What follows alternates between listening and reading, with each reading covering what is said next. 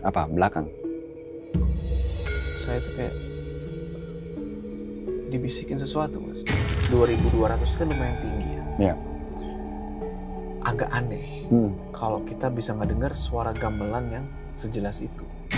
Pas turunnya dia trouble, Mas. Jadi nggak tahu kenapa tiba-tiba Anto ini nggak bisa jalan.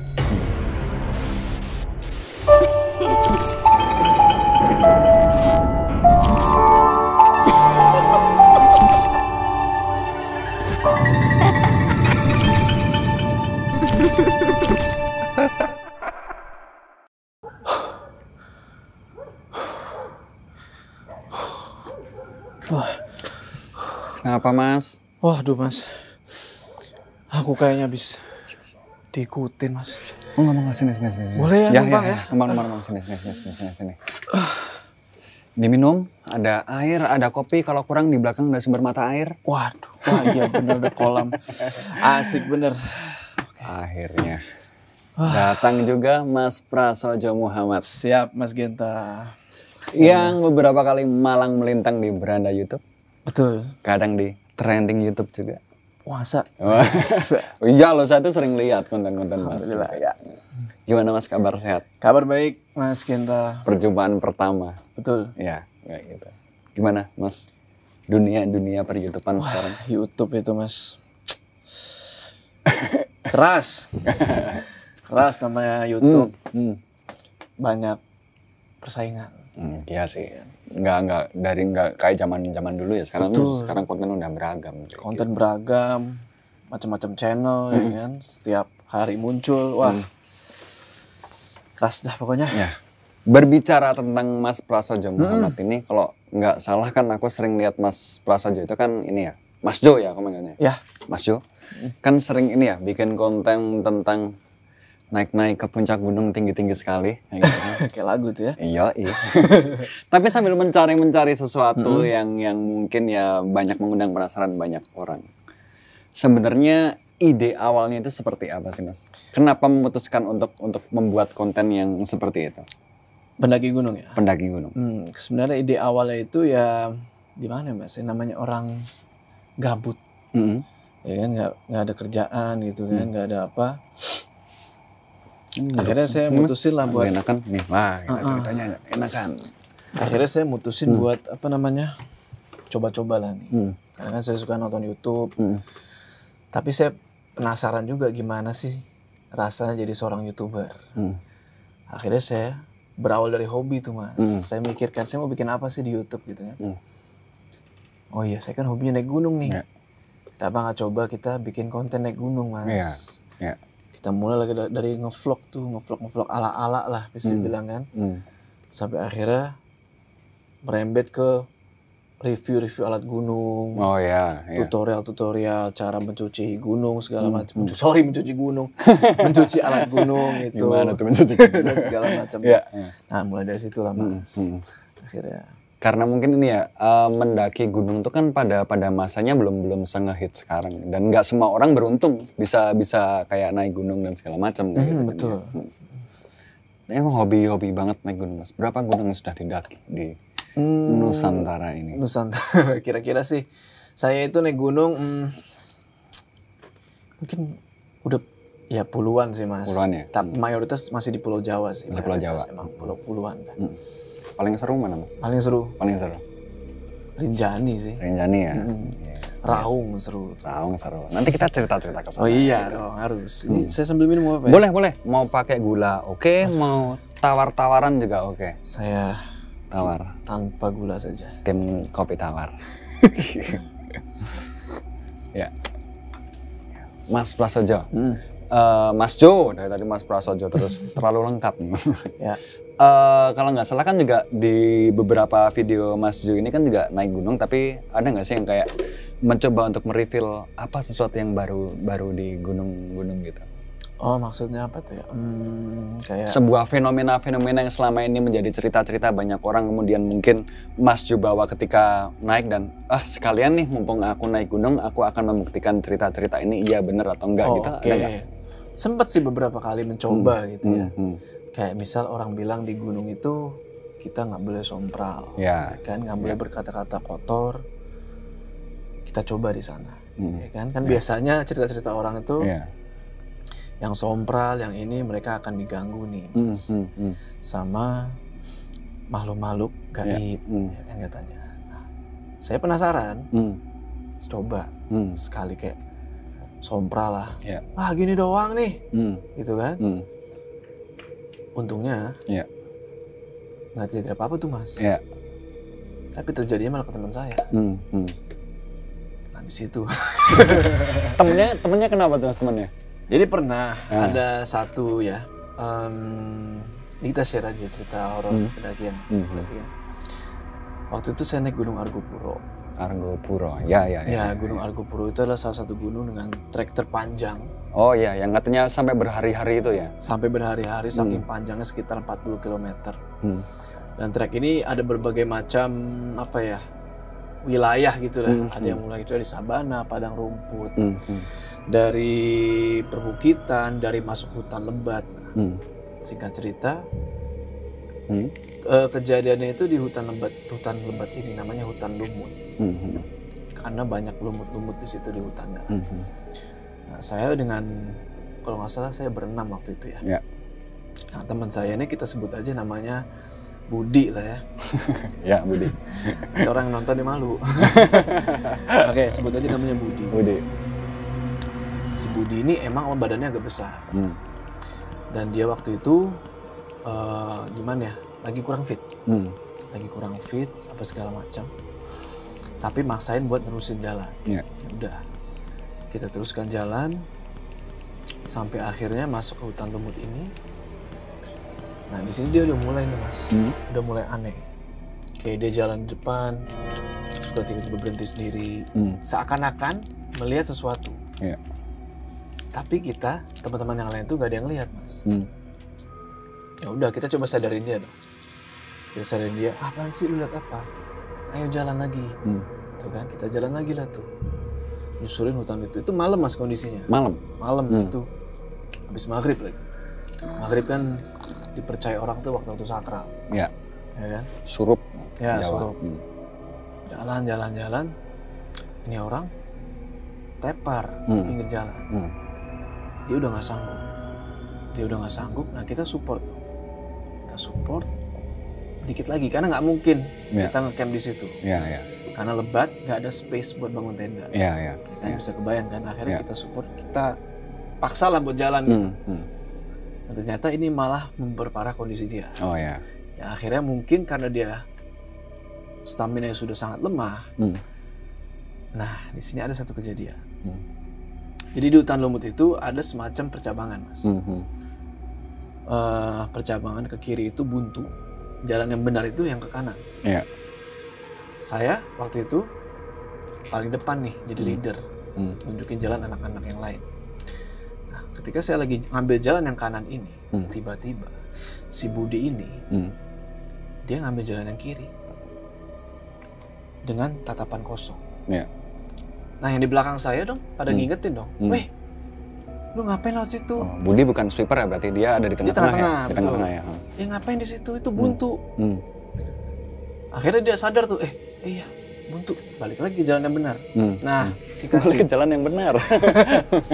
Nah, singkat cerita, usut punya usut, kita sampai di satu lokasi tempat camp namanya Taman Hidup ya. Di situ kita tanya, tadi lu kenapa? Kok malah ngambil jalur itu? Jadi dia cerita gini Mas, dia tuh ngelihat saya ngambil ke jalur yang buntu itu. Lihat saya jalan ke jalan buntu itu. Padahal saya itu jalan ngambil jalan yang kanan. Oh berarti dia seperti melihat ada Mas Jo jadi dua atau dia seperti melihat ini sepertinya. Gitu jadi dia tuh nggak tahu kenapa mungkin pikirannya kosong, dia ngeliat Jo ke situ tuh. Dia ikutin. Allahu Akbar. Wah nggak apa-apa. Ini gangguan yang sering terjadi di sini Mas. Bahkan di episode-episodenya. Aku permisi benerin Mas ya. Ini sudah mulai ini kayaknya.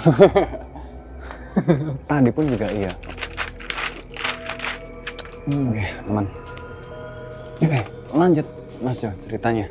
Ya usut ternyata dia itu melihat kembaran saya. Itu Mas. Oh ini kayak melihat wah ada ini mungkin yang harus aku ikutin. Karena kan emang banyak ya cerita-cerita. Karena kan saya suka juga bawain cerita-cerita horor kan. Dan emang banyak tuh fenomena-fenomena di mana orang itu banyak melihat kembaran temannya sendiri. Iya. Yang seakan-akan tuh kembarannya ini berusaha buat nyasarin mereka. Gitu kan. Kadang kembaran ini pergi ke jurang, terus temannya mungkin kayak kosong ngikutin aja. Ternyata banyak fenomena seperti itu. Dan ternyata di tim saya pun mengalami. Itu Mas. Dan Mas Jo ini kan hobi naik gunung ya, dan punya interest juga tentang ya fenomena atau cerita horor urban legend yang mungkin ada di gunung. Pernah nggak sih Mas kayak setiap Mas Jo itu mau naik gunung melakukan riset, kan nama-nama di gunung itu kan unik ya, kayak tadi Taman Hidup. Betul. Terus ada Danau Kalimati ya kalau di Argopuro ya. Apa yang bagus itu? Itu Taman Hidup. Taman Hidup itu ya, Taman Hidup. Terus kalau di Merapi itu kan ada hutan patuk alap-alap. Namanya selalu unik-unik, Jembatan Setan itu. Pernah nggak sih Mas kayak sebelum melakukan perjalanan, terutama di gunung yang ingin dituju, kayak melakukan riset? Oh nanti kita di sini akan menemukan sesuatu kayak gini dengan cerita yang akan seperti ini. Terus dibawa sampai naik gunung itu, atau ya udah nanti kita lihat aja di sana akan terjadi apa kayak gitu. Saya itu tipikal yang kayak gitu tadi yang kedua. Jadi saya itu kalau mau naik gunung, saya tuh meminimalisir riset. Karena saya suka surprise gitu loh. Paling saya hanya dengar aja dari teman-teman kan pada ngobrol, ini jalurnya begini. Tapi saya sendiri pribadi nggak pernah riset. Cuma emang ada beberapa gunung yang saya penasaran banget nih. Kenapa kok posnya dinamain seperti ini? Gitu kan. Kayak ada tuh di Gunung Raung, via jalur apa saya lupa. Yang saya ingat tuh posnya. Kalau Mas Genta tahu itu ada namanya pos Pondok Mayit. Pondok Mayit itu artinya jenazah ya? Iya kan? Jenazah. Bertanya-tanya dong kenapa ini pos dinamain Pondok Mayit gitu kan? Mayit. Apakah banyak mayit di sini gitu kan? Terus ada lagi Pondok Demit. Artinya ini jalur apa, di jalur setan gitu. Iya. Di Lawu juga ada namanya Pasar Setan kalau nggak salah. Bener. Iya kan ya? Bener. Pasar Setan itu kan ada cerita sendiri lagi tuh lah. Ya kan banyak orang suka nyasar itu. Karena jujur, saya ke Lawu itu kan berarti via Ceto Mas ya. Iya, Candi Kan Ceto. via Ceto itu ketemu Pasar Dieng namanya kan. Pasar Dieng. Setan, Iya, Pasar Dieng. Emang di situ tuh vibes-nya beda sih Mas. Iya. Vibes-nya beda. Tertulis dengan jelas lagi ya Mas ya, Pasar Dieng atau Pasar Setan. Iya kan, ada tulisannya kan itu. Dan nggak tahu kenapa setiap kali masuk ke situ tuh nggak pernah cerah Mas. Kayak pasti turun aja kabut. Iya, pasti ada kabut sih ya, waktu itu aku ada kabut. Dan itu menurut cerita itu udah banyak orang yang nyasar di situ Mas. Entah berhari-hari, entah mungkin lama lah baru ketemu, atau bahkan ada yang nggak ketemu sama sekali. Karena seperti namanya Mas, Pasar Setan, kata cerita nih. Di situ mereka lagi jualan. Oh iya, semacam pasar bubrahnya Merapi. Betul, ini kayak mitos gitu lah Mas, ya kan, kepercayaan. Katanya kalau lewat Pasar Setan itu, kita itu diharuskan naruh duit lah. Semacam bertransaksi. Betul. Semacam ya bertransaksi. Katanya tuh ada, kalau kita mendengar kayak tumbas, tuku gitu kan, beli artinya kan, itu kayak kita harus naruh duit gitu. Ya itu kepercayaan lah gitu kan. Dan banyak juga sih di situ kan saya ngeliat ada batu petumpuk. Nah itu ada sejarahnya juga Mas. Jadi warga-warga sekitar itu ke Pasar Dieng itu ada yang melakukan kayak gitu, dia menyusun batu sampai berapa tinggi gitu. Nah mereka percaya kalau dalam kurun waktu 1 tahun misalnya, batu ini tetap ada posisinya, nggak berubah, nggak ambruk, nggak berkurang batunya, apapun yang mereka minta itu akan dikabulkan. Ada temukan batu.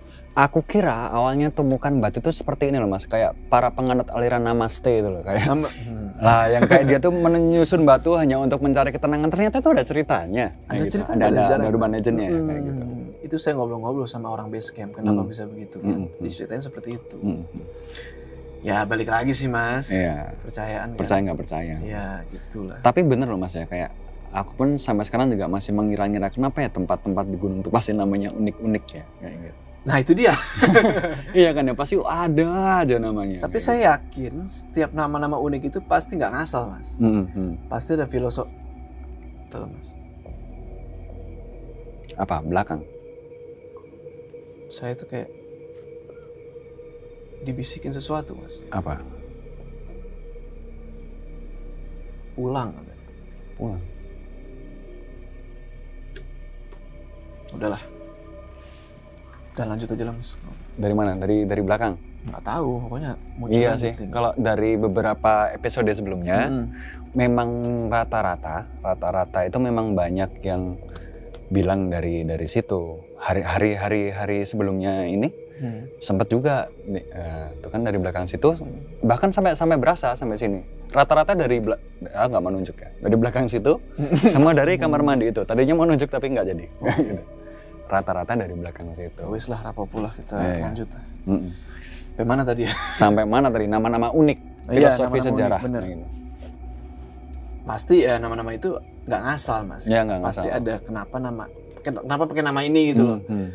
Kayak misalnya pos tadi Pondok Demit, Pondok mungkin, Mayit. ya kan mungkin emang pos ini terkenal banyak setan, ada yang ngecamp di situ, digangguin segala macam kan. Ya gitulah, Mas. Penasaran juga sih cuma kalau nyari di internet tuh informasi terbatas, Mas. Informasi terbatas. Jadi emang mesti harus ngobrol langsung tuh sama warlock. Iya, bener. Kalau nyari internet susah nyari. Iya. Aku juga pernah juga tuh, Mas. Ini sebenarnya nggak ada di internet juga waktu naik Gunung Rinjani itu. Nggak tahu Mas Jo waktu di sana juga diceritain sama warlock atau tour guide-nya nggak, bahwa di sana itu sebenarnya ada sebuah gua. Gua itu ya ini horor atau nggak horor ya kayak gitu kan. Ada gua yang itu ditempati oleh sebuah makhluk bernama Boro-Boro atau Goro-Goro, aku lupa. Itu tuh semacam kepercayaan warga lokal sana itu semacam yeti tapi berwarna hitam. Yeti itu kan yang berbulu gitu. Berbulu, ya. Besar gitu. Ya, awalnya saya mau nggak percaya dengan cerita itu, mustahil. Mitos, legenda, bualan belaka kayak gitu kan. Tapi waktu pulang lewat Torean tuh memang ditunjukkan itu, Mas, di atas sana itu guanya Boro-Boro tadi kalau saya nggak salah namanya. Dan anehnya salah satu tamu saya itu pernah melihatnya. Serius? Tamu asing tapi dari Thailand atau dari mana? Warna matanya merah dan dia cuma berdiri gini aja. Dan itu di depan dia. Persis kayak gitu. Itu tamu saya dari Thailand cerita gitu. Awalnya saya nggak percaya juga. Tapi waktu tamu saya melihat itu mau nggak mau saya harus menjamin keselamatan tamu saya dong kayak gitu kan. Maka dari itu ya udah dihadepin. Diam aja sampai dia lewatin kita. Berarti katanya sih bukan hantu. Bukan hantu. Itu memang beneran hewan kayak gitu. Tapi kan Yeti itu biasanya apa ya? Mungkin jarang banget kali di hutan Indonesia jarang. Ya kan? Tapi apa ya? Ya mungkin aja sih ya dengan Rinjani yang kondisi alamnya seluas itu.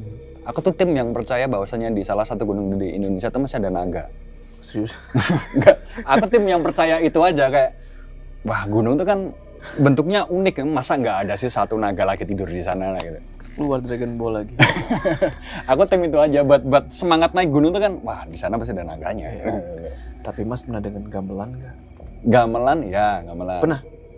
Gamelan tuh aku selalu kalau aku selalu positive thinkingnya gini, Mas. Kalau aku tuh kayak gunung tuh kan tempat-tempat yang terbuka ya, terbuka, mungkin ada suara dari bawah, ada acara atau apa gitu ke bawah sampai atas gitu. Aku selalu mikirnya kayak gitu kalau aku.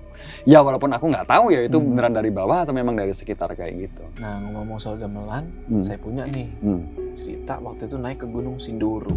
Sindoro, aku belum pernah. Nah, Sindoro itu kan di Wonosobo tuh, Mas. Kan? Naik tuh sama berenam gitu. Itu kalau nggak salah via Kledung, naik sampai ketinggian sekitar 2.200 ya kan. Nah gini, yang aku nggak masuk sampai sekarang, ketinggian 2.200 kan lumayan tinggi ya. Agak aneh kalau kita bisa ngedengar suara gamelan yang sejelas itu. Nah waktu itu saya dengar, saya kalau nggak salah bernama bertujuh gitu ya. Nah dari 7 orang ini, itu hanya 3 orang yang dengar. Sisanya tuh nggak dengar, Mas. Saya sampai konfirmasi ke mereka. Yakin lo nggak dengar? Apa gamelan itu? Nggak ada. Cuma 3 orang ini doang yang dengar. Saya sama 2 orang teman saya lagi. Berarti itu apa dong? Ya kan? Nah, menurut cerita, akhirnya saya cari tahu tuh. Katanya nih, menurut cerita kalau dengar suara gamelan itu itu lagi ngunduh mantu. Ya, lagi ada apa ya? Hajatan. Punya gawe kalau bahasa Ya, Jawanya itu hajatan. Tapi berbicara tentang gunung ya Mas, ya gunung itu kan biasanya kan banyak cerita dan itu katanya sih adalah sebuah cerita atau sebuah petuah yang mungkin kayak bisa saja membahayakan para pendaki. Biasanya banyak cerita berseliweran bahwasanya nanti di titik ini kalau misal ada orang bilang ini jangan pernah didengerin kayak gitu kan, kayak udah lanjut aja karena biasanya kalau kamu dengerin itu kamu akan dibawa ke sebuah jalur yang buntu atau sesat atau mungkin kamu malah bisa terperosok ke jurang kayak gitu. Pernah nggak sih Mas kayak dengar itu kayak misal di Gunung Merbabu itu kan kalau mitos dan urban legendnya di jembatan setan ya namanya. Di jembatan setan itu kan ada yang katanya nanti hati-hati kalau dengar ada wanita nangis atau minta tolong, kalau kamu ikuti suara itu kamu akan terperosok ke jurang kayak gitu. Pernah nggak mendengar kayak gitu? Mendengar pernah kayaknya. Pernah waktu itu ya. Kalau nggak salah di Gunung Slamet. Gunung Slamet. Belum pernah juga aku. Gunung Slamet ya. Jadi Gunung Slamet itu dari puncak. Saya turun nih, ya kan. Gunung Slamet itu kan puncaknya itu nggak ada vegetasi, ya kan? Nggak ada vegetasi artinya kita bisa ngelihat ke bawah tuh, bisa ngelihat ke arah tenda kita. Kita turunlah kabut. Yang saya ingat, kalau kabut turun, kita harus berhenti. Karena kalau kita terusin, kita nekat menerobos kabut, kita bisa salah jalan, bisa masuk jurang. Akhirnya saya berhenti. Saya diam sebentar tuh nunggu kabut hilang. Gak berapa lama, tiba-tiba itu saya ngedengar ada suara teman saya yang turun duluan dari arah sini. Kayak, woi gitu kan. Nah, saya waktu itu sama pacar saya yang sekarang udah jadi istri. Pacar saya, istri saya ini berdiri, pengen ke arah suara itu. Saya bilang, tak dulu, tunggu dulu, gitu kan. Kita coba panggil balik kan, woi gitu kan. Dipanggil lagi, woi dibales gitu dari arah sana. Masih tetap prinsip, kita nggak mau ikutin, karena abu-abu nih, kabut. Udah, singkat cerita, beberapa menit kemudian nih kabut menyingsing, hilang. Tahu apa yang di sana? Jurang.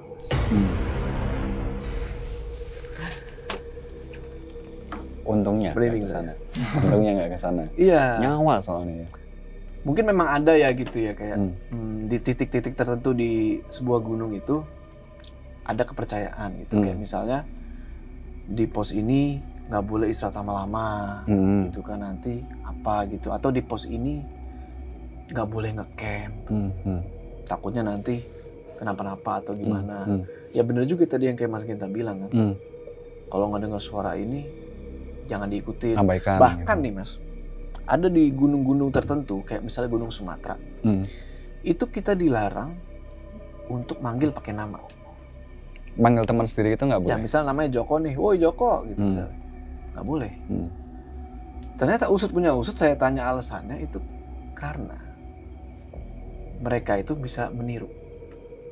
Meniru nama? Ya misalnya dia tahu nama kita, oh namanya Joko tuh. Nah, mereka itu bisa pakai nama itu untuk mengecoh. Jadi misalnya Joko panggil kan. Nah, kan kira temennya dong. Nengok bisa aja dia yang ngikutin nih. Nah, makanya di beberapa gunung termasuk salah satu gunung di Sumatera itu melarang untuk manggil nama. Nah, kalau manggil temen tuh bisa pakai kode lah misalnya. Woi, Abah gitu misalnya, atau woi, Nyak gitu misalnya gitu. Woi, Berlin, woi, Tokyo. Gitu, ya. Ayo kita perampok Bank Spanyol. Waduh. Manihes kan, banyak nama samaran kan. Manihes ya gitu. Tapi ada lah kepercayaan seperti itu ada. Oke, sekarang kita berbicara tentang kepercayaan ya Mas. Kepercayaan tentang gunung. Ya di luar keindahannya gunung itu kan pasti mau nggak mau akan selalu melekat dengan cerita-cerita mitos dan legenda yang ada di baliknya gitu kan. Apalagi kalau kita bedah lebih jauh lagi kan biasanya kan kehidupan lain alam itu akan selalu menyukai sesuatu yang jauh dari manusia. Mereka lebih memilih tempat yang jauh dari manusia dan mungkin lautan atau gunung jadi salah satu tujuannya. Mas Jo sendiri percaya nggak tentang teori itu? Kan kemudian dengan mereka yang lebih memilih tempat yang jauh dari manusia, kemudian lahirlah sebuah mitos tentang tadi pasar hantu, pasar setan, pasar bubrah, dan mungkin perkampungan hantu lah, perkampungan setan, kediaman setan gitu. Termasuk tim yang percaya nggak? Kalau dibilang percaya sih saya percaya akan adanya seperti itu. Walaupun saya itu belum pernah menyaksikan sendiri, tapi saya percaya. Saya itu percaya akan adanya alam lain, karena kan kita hidup berdampingan. Kalau dalam agama Islam kan ada jin lah, gitu. Dan jin punya alamnya sendiri, ya kan? Dan alam kita sama alam jin tuh hanya dibatasi semacam istilahnya kayak kain tipis lah gitu kan. Saya percaya kayak pasar, jin kan layaknya manusia, Mas, ya kan? Mereka tuh hidup layaknya manusia, cuma beda wujudnya, beda makannya gitu kan. Tapi mereka ya berdagang gitu, mereka jualan, mereka ada aktivitas sendiri. Mereka ada yang ganggu orang, ada yang muslim gitu kan. Ada yang preman, jin-jin rusuh gitu kan. Saya percaya, Mas. Itu ya emang melekat ya Mas Jo ya. Kalau Mas Genta sendiri percaya? Aku awalnya sih ya meraba-raba, tapi aku pernah ya Mas ya. Aku tuh pernah kayak melakukan sebuah riset, sebuah pendalaman cerita gitu tentang, judulnya adalah Guru Besar Nusantara. Jadi dalam riset itu kita percaya bahwa Nusantara bisa besar itu selalu punya guru spiritualnya masing-masing. Dari tokoh-tokoh besar Gajah Mada lah, terus Kebo Iwe lah atau siapa, mereka punya guru-guru besar spiritual masing-masing gitu kan, yang mana itu mengampu para raja-raja zaman dahulu gitu kan. Dan mereka itu kan pernah ada sebuah cerita bahwasanya ketika salah satu gunung itu meletus, katanya sedang ada rapat besar itu. Sebenarnya risetku itu berangkat dari situ sebenarnya. Apakah benar rapat besar ini beneran ada atau tidak? Kalau memang ada, apa yang dirapatkan? Apakah para pengampu gunung ini mereka memang punya hajat sendiri terhadap negara ini atau apa? Dan kemudian di mana sebenarnya tempat rapat mereka itu? Apakah Gunung Merapi yang sering aktif itu? Oh ternyata bukan di Gunung Merapi. Ternyata ini menurut ini ya hasil temuan ala kita aja. Ada di salah satu gunung di Jawa Timur, di mana ada yang dipercaya menjadi salah satu tempat berkumpulnya mereka, para guru-guru besar yang menjadi penasihat spiritual ini, gitu kan. Gunung ini memang dikenal ini ya, gunung yang lekat dengan kespiritualan lah. Dia gunung dengan julukannya gunung dengan 1000 puncak karena puncaknya banyak banget. Kayak gitu. Dan untuk mencapai titik tersebut, siapapun yang ingin ke sana harus melewati air terjun 7 tingkat. Waduh, menarik. Dan itu memang ada air terjunnya. Dihitung pun ada 7 tingkat. Tapi untuk mencapai tempat tersebut tidaklah mudah. Pernah saya waktu naik gunung tersebut, saya meminta tolong ke guide yang nemenin kita gitu. Pak, bisa nggak Pak, kapan-kapan nanti kalau memang kita ada waktu luang, kita coba yuk Pak naik air terjun 7 tingkat ini gitu. Waduh, kula mboten mantun ternyata, aduh saya tidak berani Mas. Tidak berani kenapa? Wah pokoknya tidak berani gitu kan. Oke Pak, kalau Bapak sendiri nggak berani nggak apa-apa lah, ajak beberapa teman-teman Bapak gitu. Tetap tidak berani Mas, karena di titik kedua air terjun itu katanya ada air terjun yang itu memang lekat dengan bau anyir darah. Dan di sana katanya ada sebuah altar misterius. Altar gitu. Pemujaan. Altar pemujaan atau apa, dan ya itu possible aja menurutku kayak gitu. Iya. Dan ya untuk mencapai 7 tingkat itu memang harus melewati itu. Entah benar atau tidaknya, aku hanya membayangkan, jika mereka memang dituakan seperti itu dengan visual air terjun 7 tingkat itu kan, ya mungkin mereka ada di langit ke-7 atau apa gitu kan secara teorinya kayak gitu. Tapi kan bisa dibilang inilah Mas Jo ini kan juga bukan sekedar pendaki ya. Sekaligus juga storyteller juga, karena banyak menceritakan cerita-cerita di konten-konten Mas Jo juga. Biasanya tuh Mas Jo dapat referensi dari mana sih? Dari berbagai sumber Mas. Bisa dari email, termasuk juga dari baca-baca artikel gitu kan. Banyak sumber gitu. Banyak sumber ya.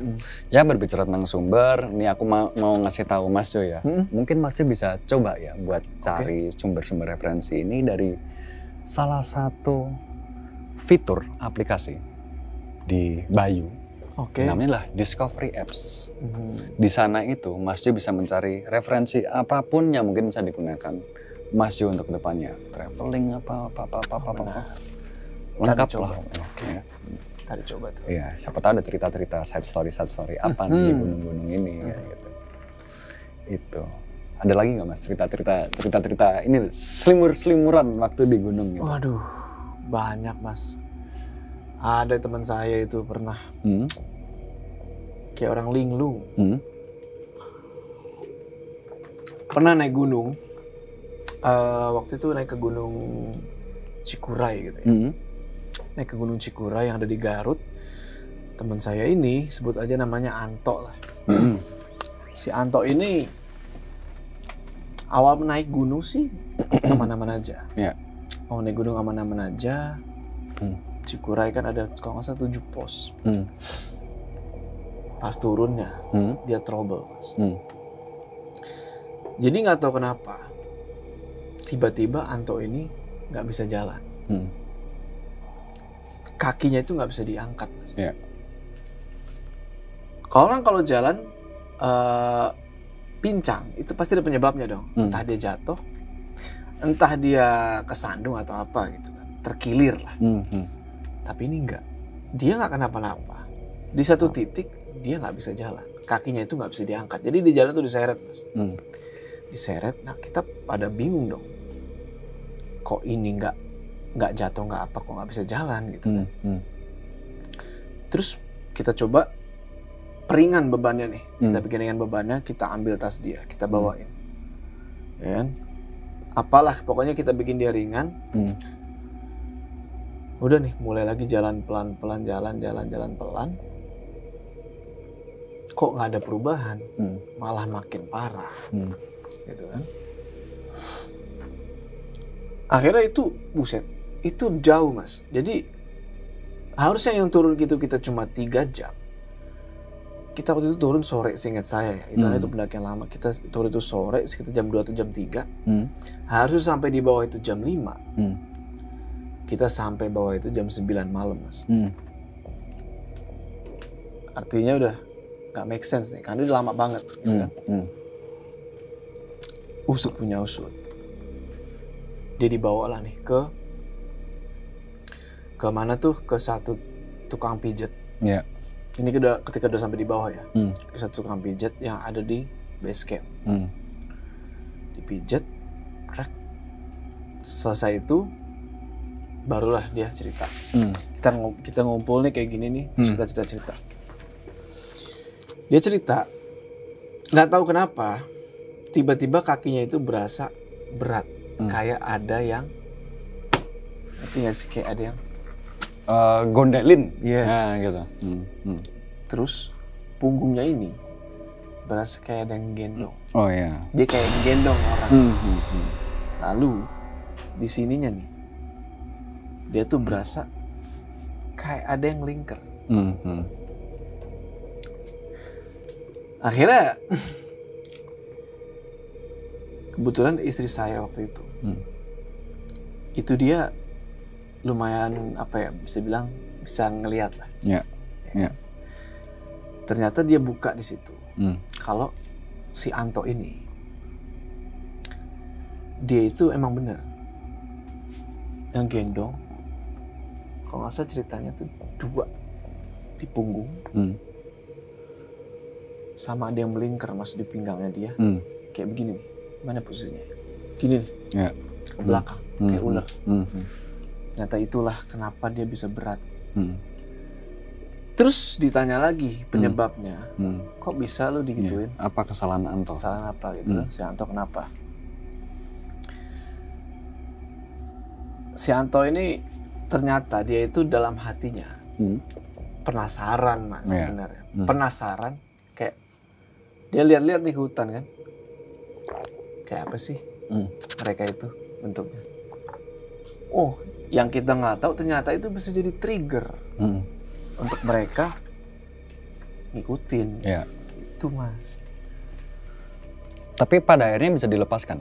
Bisa Dilepaskan. Bisa lepas dia. Dengan syarat-syarat ritual tertentu gitu? Enggak juga. Lepasnya itu keluar dari daerah itu. Kalau dari daerah itu udah aman. Nggak sampai yang ke bawah mimpi atau sampai rumah gitu. Untungnya enggak tuh. Untungnya enggak. Pokoknya di kaki gunung aja itu keluar dari daerah situ aman udah. Tapi kalau Mas Juni kan berarti kan dibilang ngonten di gunung kan berarti kan otomatis ya kamera standby terus lah ya. Betul. Gitu. Pernah nggak sih Mas dalam sebuah rekaman kamera ini nggak tahu waktu naik itu ketangkap atau mungkin di editing ketangkap, itu pernah nggak ada satu momen itu? Entah suara lah atau entah apalah gitu. Waduh. Sayangnya nggak ada sih Mas. Sayangnya nggak ada itu. Iya nggak ada pengalaman itu. Pengen.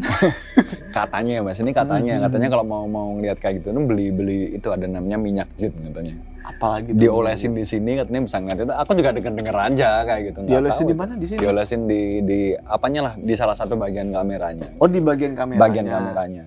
Oh, lensanya sayang dong. Di mana belinya? Nah itu aku juga nggak tahu, itu cuma denger aja kayak gitu.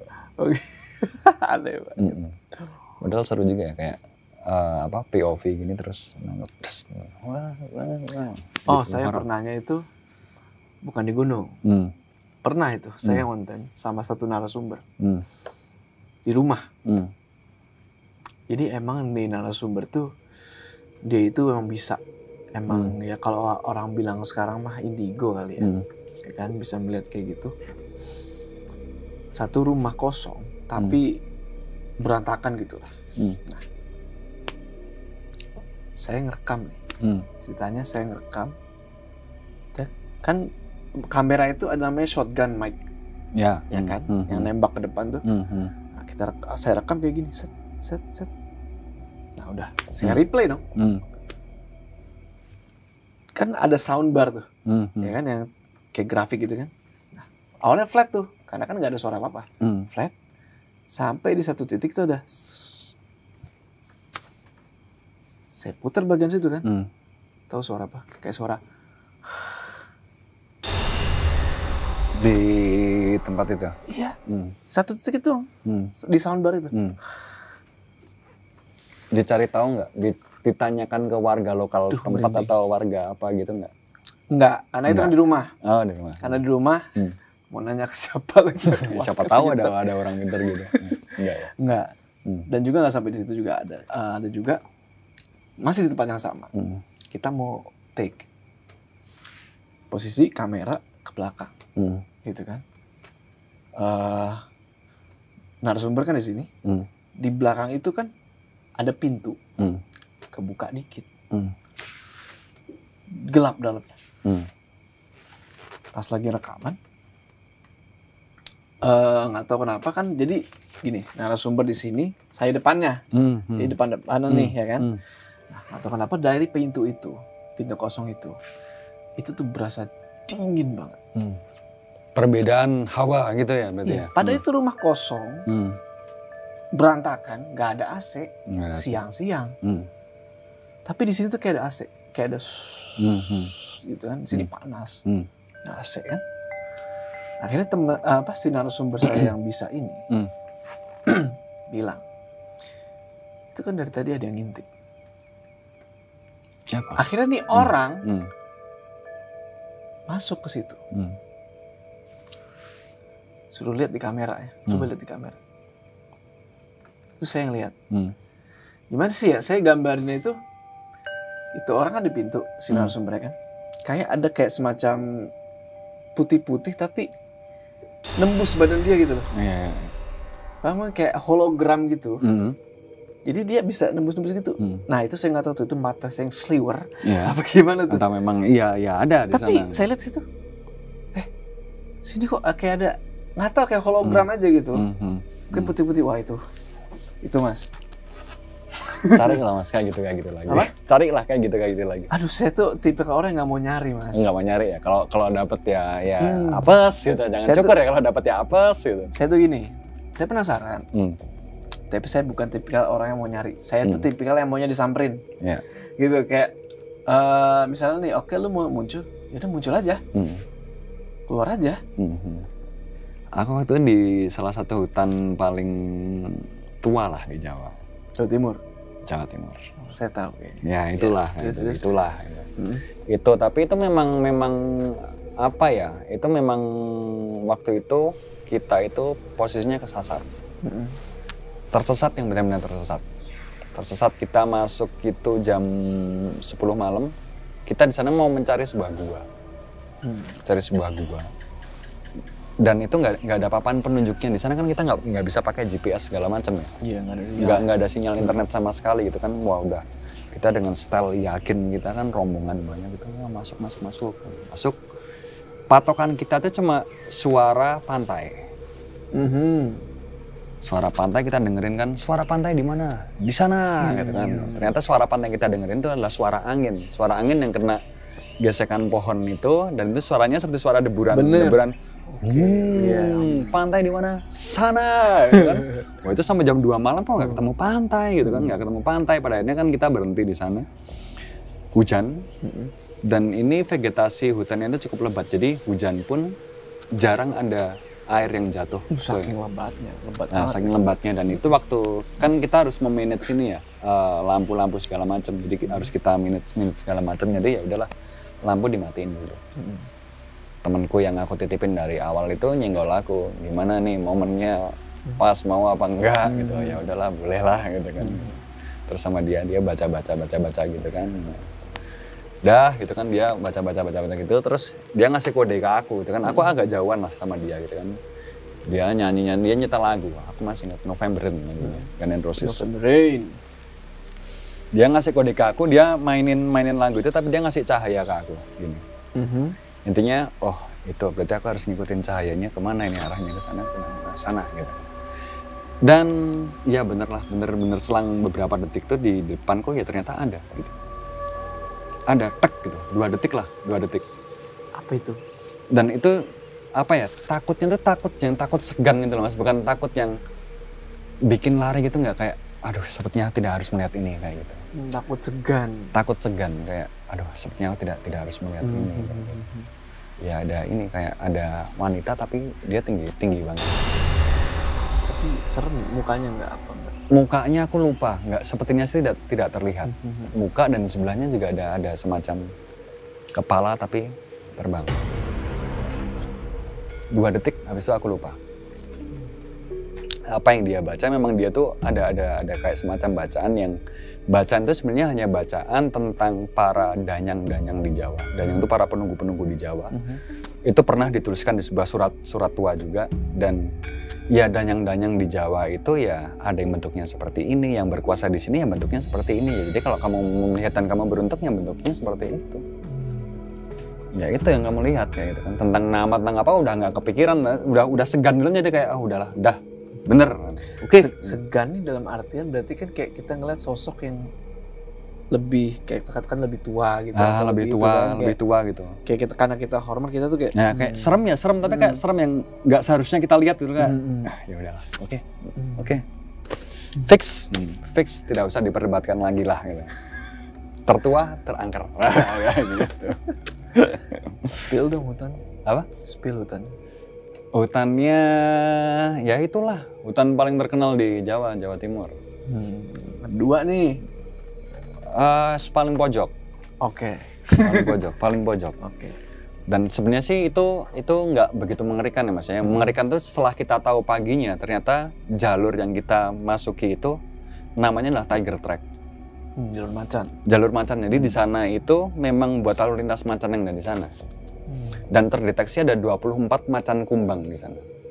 Macan kumbang itu tidurnya nggak di bawah, tidurnya di atas pohon. Nah itu kan ya untungnya aja. Aku lebih mending melihat yang tadi udah melihat macan kumbang. Bener gitu kan. banget. Macan kumbang mau ngapain? Nah, ya udah. Untung aku kurus, tidak menjadi santapan utama gitu kan. Banyak tuh di gunung sini nih, Gunung Salak. Nah, Tahu Gunung Salak kan? Gunung Salak tahu. Itu kan masih apa ya? Banyak binatang-binatang kayak gitu kan, macan kumbang. Itu di tempat campnya, itu di pohon. Pernah ada macan tidur sih. Macan kumbang. Macan kumbang. Jadi bayangin tidur ngeliat macan hitam. Wah, bukan main tuh. Kalau kata warga lokal sih, macan kumbang itu nggak bahaya. Yang bahaya tuh kalau misal anaknya nyamperin kamu, lah itu induknya marah. Lah kan kita nggak pernah tahu ya kalau anaknya iseng nyamperin kita, kan kita yang dimakan ya. Kenapa anaknya nyamperin induknya yang marah? Nah, iya itu. Dan berbicara tentang Gunung Salak, Mas, aku juga dengar cerita juga bahwasanya Gunung Salak itu ada sebuah mitos. Di sana itu ada semacam kayak segitiga bermudanya gunung.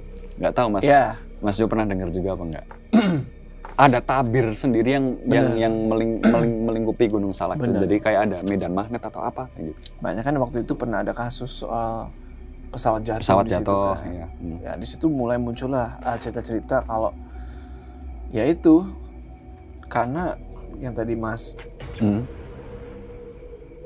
biasa.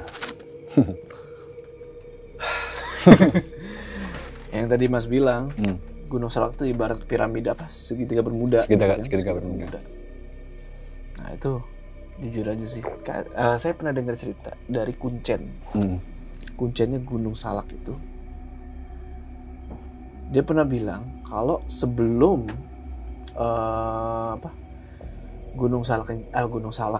pesawatnya itu jatuh. Dia tuh ngeliat ke atas gini. Itu pesawatnya lagi muter-muter. Lagi muter-muter di atas Gunung Salak. Sampai akhirnya ya kalau aku dengar yang paling kuat ya di sana emang diduga ada medan magnet yang itu ya segitiga bermuda lah katanya. Nah berarti ini kan ada dua nih, antara ini emang fenomena alam yang artinya medan magnetnya sangat kuat di situ, narik, atau ini ya itu tadi. Aku sebenarnya ada cerita tentang mistisnya di sana, tapi itu tidak boleh dibuka soalnya. Kenapa tuh? Ada rahasia tersendiri lah tentang sebuah kerajaan tua di sana kayak gitu. Tapi tidak boleh diceritakan, jadi ya udahlah. Ya udah nanti biar penasaran aja. Off the record aja sambil rokok-rokokan. Siap lah. Terus ini, Mas, dirimu sebagai seorang pendaki ada nggak sih wishlist yang ingin dituju? Gunung mana lagi yang pengen banget rasanya? Gunung mana lagi ya? Oke. Sebenarnya wishlist itu saya tuh pengen naik Seven Summit of Indonesia. Oh ya. Gunung-gunung paling tinggi di Indonesia. Nah, saya sudah naik itu sudah 4 kalau nggak salah. Semeru, Kerinci, Rinjani. 3 sorry. 3. Baru 3. Nah saya tuh 4 lagi. Itu impian saya.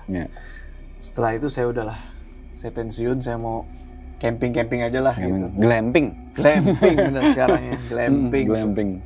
Itulah wishlist saya tuh. Cuma untuk saat ini kayaknya masih susah. Apalagi kalau kita ngeliat di YouTube Puncak Kartens gitu ya. Aduh kok naiknya kok gini banget ya gitu kan. Belum lagi biayanya mahal banget. Biayanya mahal, belum lagi kalau sampai atas cuma dapat kabut gitu kan. Tapi saya kalau di skip itu kayak nggak komplit gitu loh. Iya, itu memang harus. Kan 7 kan.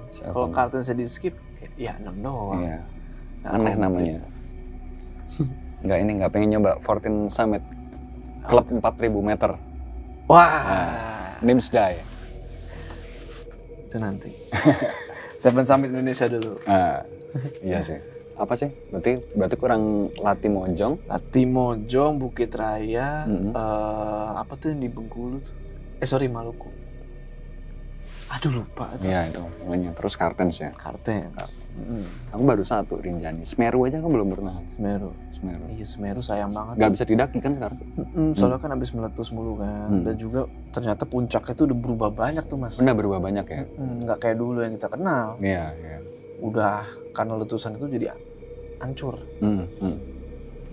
Terus ini Mas Jo, sebagai pendaki ada nggak sih Mas pesan-pesan khusus yang pengen disampaikan ke anak Bayu yang mungkin ya sudah pernah mendaki atau sedang ingin mendaki dan yang mungkin selama menonton konten-konten dari Mas Jo yang selama ini dibagikan terus wah suatu saat nanti aku akan mengikuti salah satu perjalanan dari Mas Jo. Ada nggak pesan-pesan khusus untuk mereka, kan kita nggak pernah tahu ya apa yang ada di pikiran mereka ketika itu. Mungkin kebanyakan orang apa ya, mungkin pemula kali, pendaki-pendaki pemula atau awam itu mereka tuh terlalu overthinking. Kayak mereka tuh mau naik gunung, mereka tuh mikirnya banyak. Kayak mikir nanti di sana makannya apa, nanti di sana kalau ketemu macan gimana gitu kan, nanti di sana tidurnya gimana, nanti gitu kan. Padahal naik gunung sekarang itu bisa dibilang lebih mudah.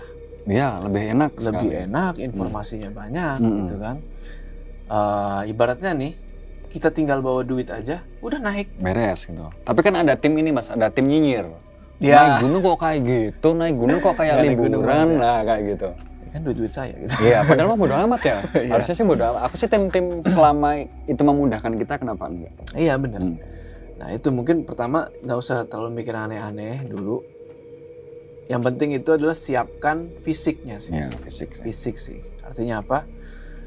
Usahakan ya sebelum naik gunung itu, apalagi gunung-gunung yang emang lumayan tinggi ya, 2.500 mdpl ke atas, itu kan butuh fisik yang lumayan fit. Ya usahakan olahraga lah. Mungkin sebulan sebelum tuh lebih baik lagi, atau mungkin 2 minggu sebelum olahraga dulu nih, supaya apa? Nanti nggak drop. Karena kan kita nggak mau nih cedera di gunung gitu ya. Amit-amit cedera di gunung kan nggak enak gitu. Udah. Nusain orang terus butuh evakuasi yang artinya ngeluarin duit lagi. Wah udah repot. Artinya ya udah, kita prepare sebaik mungkin. Pertama fisik, kedua mental sih. Mental. Maksudku gini, jangan pernah tanya sampainya kapan. Iya. Jangan pernah tanya sampainya kapan. Itu manusiawi sih. Manusiawi. Saya juga sering gitu sih.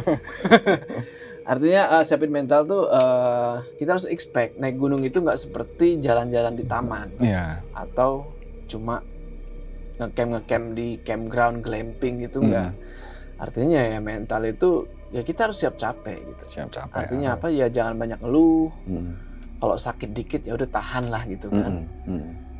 Ya kalau apa, ya bisa mungkin mentalnya harus strong gitu. Jadi apa, nggak gampang nyerah.